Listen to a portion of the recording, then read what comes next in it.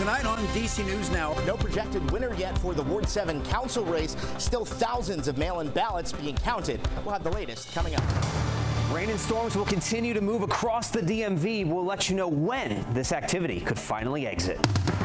And tomorrow marks 80 years since D-Day. How the nation's capital plans to honor those who gave the ultimate sacrifice.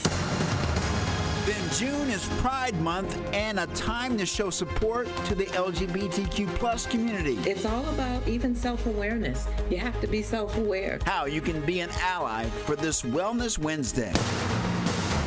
You're watching the station covering all of the DMV. This is DC News Now.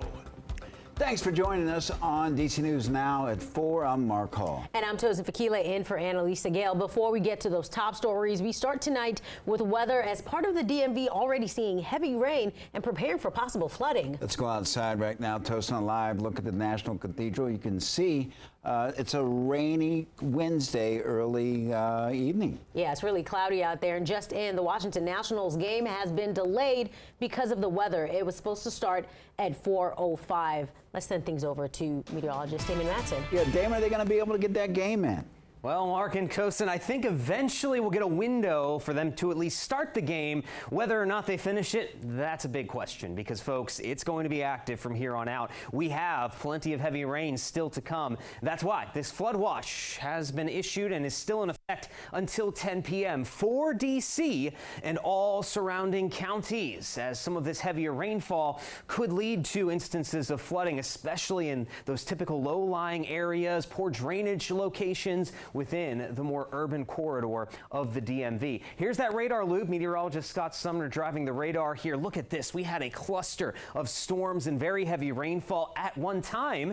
There was an active tornado warning in Charles County. We do not have any active warnings like that any longer. But again, we're still seeing a lot of steady to heavy rainfall that is moving its way off to the north and east. Things are starting to at least lighten up closer to the district. But if we look north, as we head up into portions of Howard, Carroll counties and extending up I-95, we're getting quite a bit of very heavy rain, and it's dumping out there at times, folks. We're seeing those rainfall rates over an inch, even close to 2 inches per hour into some of these much heavier bands. One of those moving right across Interstate 70 as we speak, basically near Woodstock, just passed through Benson, and it's passing south of Eldersburg here, and there's some terrain in this part of Maryland, so where we get that heavier rain interacting with those hills and slopes, that is where we could very easily see flash flooding. Now, here's the good news. We have some steadier rain extending back toward Cumberland, Hagerstown along the I-68, I-70 corridor there, but as we look to the south and west, there's not much happening for the time being. It looks like we'll catch a break, but again, folks, there is a lot more rain where this came from. We will time out when exactly you can expect some of that heavier rainfall as we roll into the night and when this all might come to an end, coming up here in just a bit. All right, Damon, thank you. And happening right now, DC Fire and EMS are on the scene of a Metro bus crash that left 2 passengers hurt. Police responded to Pennsylvania Northwest between 6th and 7th Streets. Yeah, that road remains closed. We don't know yet the extent of those injuries. We'll keep you updated on the story as we learn more. All right, DC News Now continues to be your local election headquarters, and DC had their primary election yesterday. And happening now, ballots still being counted as Ward 7's race, the most competitive race of that primary, still does not have a winner. DC News Now's Daniel Hamburg joins us live outside where those ballots are being counted. Daniel, how close is this race?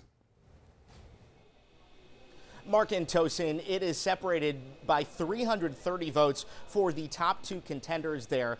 Wendell Felder on top and Ebony Payne not far behind there. We are in the processing center where you can see there are mail-in ballots here, and they are being processed and sorted into each different ward right here. In the back, there are workers who are working to take those ballots apart and tabulate those counts. Now, we know that about 12,000 mail-in ballots were received last night from ballot drop boxes throughout the district. About 6,000 have been processed so far today. They have about 6,000 more. You can see there are several hundred just right in front of us here.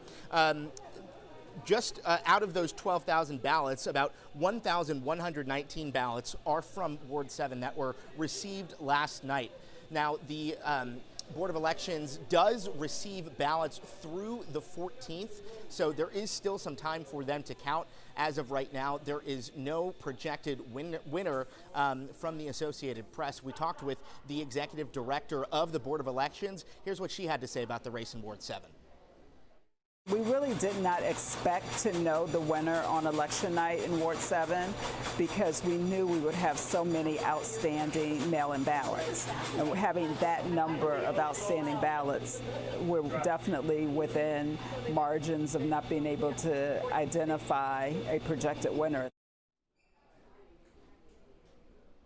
So right now, as it stands, there is about a 2 to 3% gap between the top two contenders and the person in third not far behind. If there is a less than 1% difference in the vote count, then that would trigger an automatic recount. But again, there are still a lot of ballots to be counted, and we are expecting some results fairly soon here tonight. We will bring those to you throughout the evening as we learn more.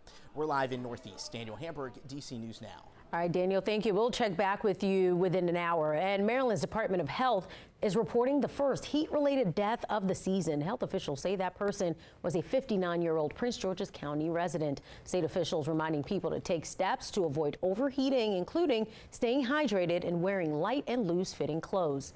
They also say you should avoid burning energy is higher than adults.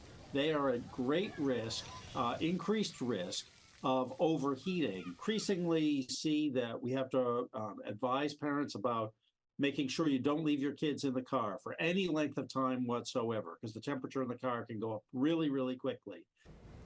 They also say you should avoid direct sunlight, always wear sunscreen, and keep an eye on young children. And now to an update in Triangle, Virginia. This afternoon, a 17-year-old boy has been arrested for killing a 15-year-old and injuring 3 others. Prince William County police say the 17-year-old shot at a group outside on Masthead Trail Monday night. They say the shooting stemmed from a previous dispute. The 17-year-old is being held at a juvenile detention center and faces murder and aggravated malicious wounding charges. The surviving victims, a 16-year-old boy and an 18-year-old and 20-year-old man. The name of the 15-year-old has not been released. In Montgomery County, police say 22 cars were broken into in Silver Spring on Tuesday. And now the people that live there are calling for more of a police presence. Montgomery County reporter Christian Pena has the latest. People in the area are disturbed and tell me they are hoping the county does more to address crime. One resident in the area tells me it's never been this bad. Car break-ins after car break-ins. Montgomery County police confirming nearly 24 cars broken into on Tuesday. It's frustrating. Just because there wasn't anything in there to take in the first place. This is my second day trying to get my my window replaced. Neighbors wanting to remain anonymous for safety reasons says crime has never been this bad. One neighbor not put the steering wheel on her car to deter thefts after having her car broken into. I used to feel a lot more settled in terms of the safety here. And in terms of my car being parked here, there was adequate security. But people like her say police presence has been minimal, prompting crime to erupt in downtown Silver Spring. And for that reason, tenants at a nearby building on Fenton Street, where some cars were broken into, are calling for more police presence. So 22 cars wouldn't have been broken into if there was an attendant there.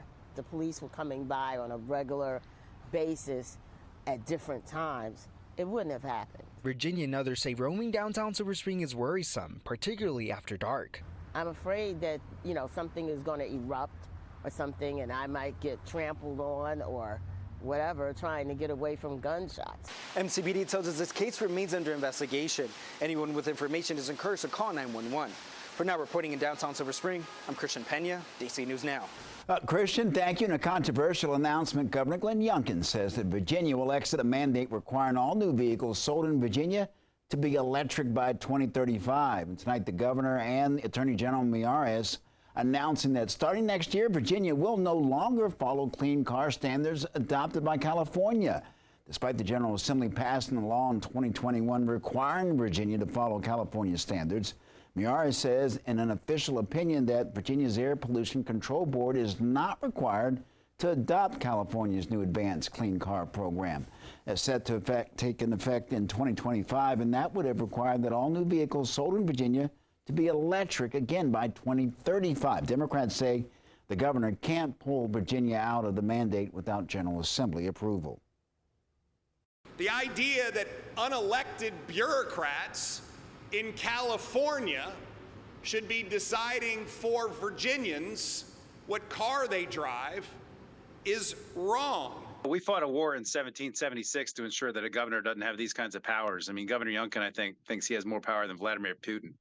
He does not have the power to declare what the law is or what it isn't. Well, during this year's General Assembly, Republicans tried to repeal that mandate through the legislative process, but those efforts were blocked by Democrats.